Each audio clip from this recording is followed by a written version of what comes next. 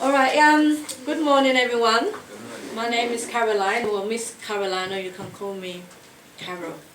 I'm a psychologist. I'm here to speak to you about the traumas of knife crime and gun crime. What happens to you emotionally? Miss, do you have a... Yes, I do have this. Shall I get rid of that for you? Yes, please. So when I say emotions, who knows what I mean? Put a hand up if you know what... Your feelings? Your feelings, that's a good one. What comes out of your feelings? So we're speaking... Actions. Your actions. So we're speaking about emotions.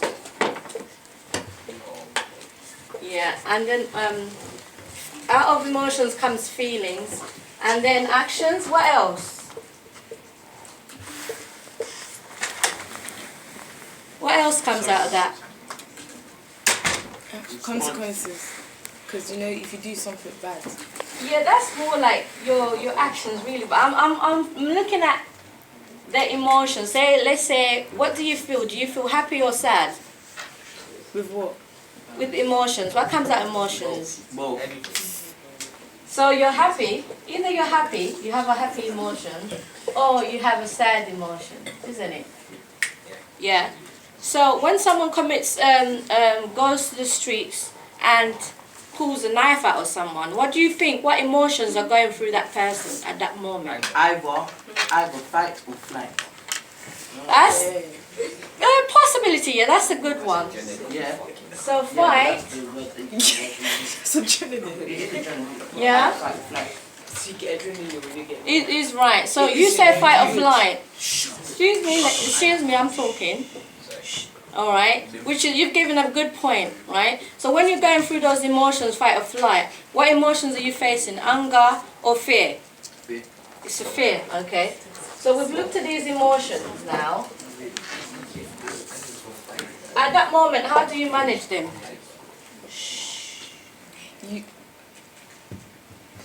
How can you, if we've got all these emotions, how do you think they can be managed in a situation?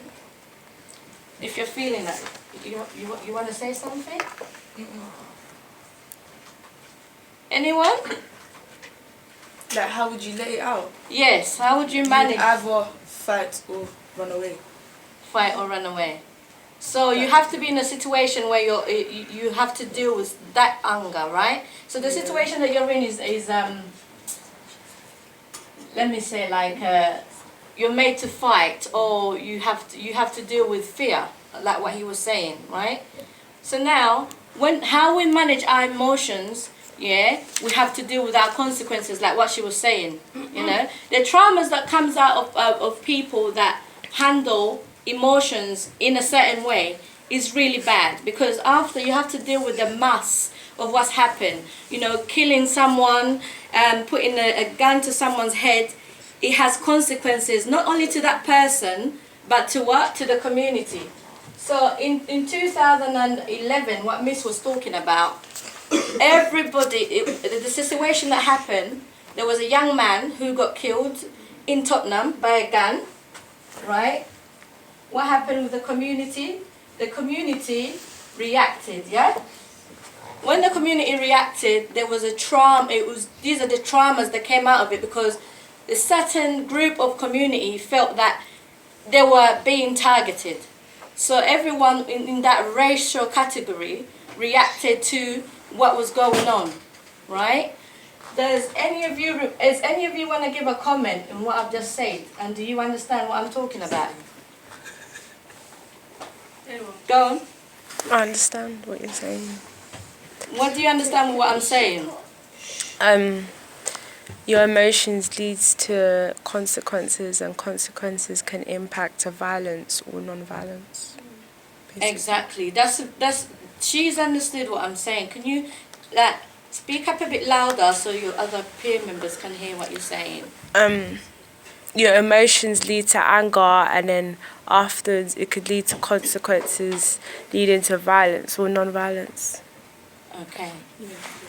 So after you've this is the first part of that was dealing with the emotions of it, which is what you've just rounded up. But now we're dealing with, after you've dealt with the consequences and your emotion, how does that affect the community? Say a young man has been stabbed. What do you think when the police goes on the mother's door? What do you think the mum or the family will feel? So relatives will break down. So there will be a breakdown, isn't it? Yeah. So there's a breakdown at that moment, right? What else can happen? Revenge. It could lead, revenge. It could lead to revenge. That's a good one. Or it can lead to like the mom, like say if that's her only child, it could lead to the mom going through depression. Depression. There you go. And what else could be happening? One more, please. So we've got revenge, we've got breakdown, we've got depression. And how does that impact just the family alone? Because just the family alone, remember you've got a big family, how does that impact the family? So if your mom's going through depression, a breakdown, your mom can't look after you, you know, because then now you have to look after your mom. So now it affects everyone else around her. Exactly. So it affects everyone else around the family. Now, how do the family react with that person that they've lost, in terms of that loss? They will go back and react within the neighborhood, the community. They will ask for help and support, right? Is that what, like, have you noticed or experienced anything like that before? Experience what?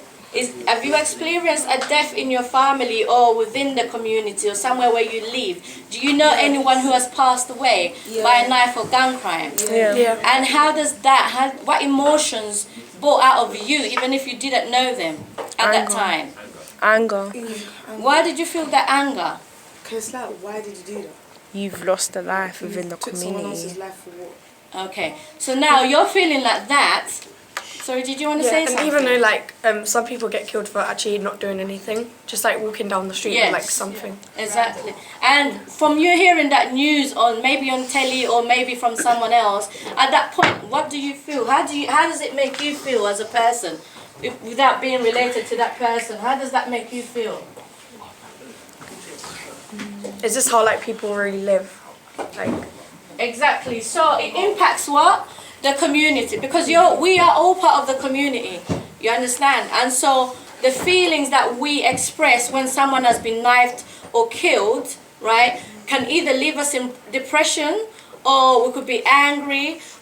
Yes. yeah. But even though like the person that killed the other person, the person's family that where the boy killed, like they can still feel like upset, and they still might like feel depressed as well.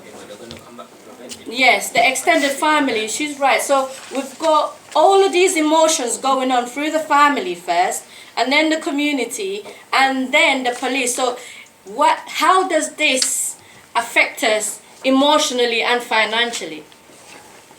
Oh, you have to hold financially, you a have to pay for funeral. the thing. Yeah. Exactly. So what if I don't have any money in the community? What do? I will have all these traumas as a mother. How am I going to get the money to bury my son? How am I going to get the money to get the lawyers and things like that? You understand? You can always burn them. Like burn. Even that costs. Even that costs money in cemetery. That's funeral. You know, so there's also with traumas comes a lot of experiences that one has to go through before you put that knife or that gun through someone's stomach or heart, wherever you want to insert it. You must think about the family trauma, the community. Us as psychologists, we get paid a lot of money to come down and deal with the families and counsel them. You understand? This is what it costs. It costs a lot of money to actually cancel and clear out the traumas of the family first, and then the traumas of the community. You see, the police and the government pays psychologists, forensic psychologists, to go and deal with the murders and find out and resolve it. This costs a lot of money. So as this, in such a young age that you lot are at this moment, I mean, it is important. This is why they're bringing people like us in school to explain to you the financial part of it and then the emotional part of it, what it costs, so that before you go out there, you can literally think before you go out there and deal with the emotions that you're thinking about or that you're dealing with. So right now what we need to teach in schools is how to manage emotions if you are to deal with what he was saying, fight or fright. Can someone come? Can both of you come? You two young men at the back. I'm good. Actually, the one that says fight or flight, come up. I'm good. Can you? You don't want to come up? So can we have a volunteer? Because I want to What do you have express. to do? Express. I just want to show an example of fight or fright. Can someone come up? Come on, We need to guys. go up, man.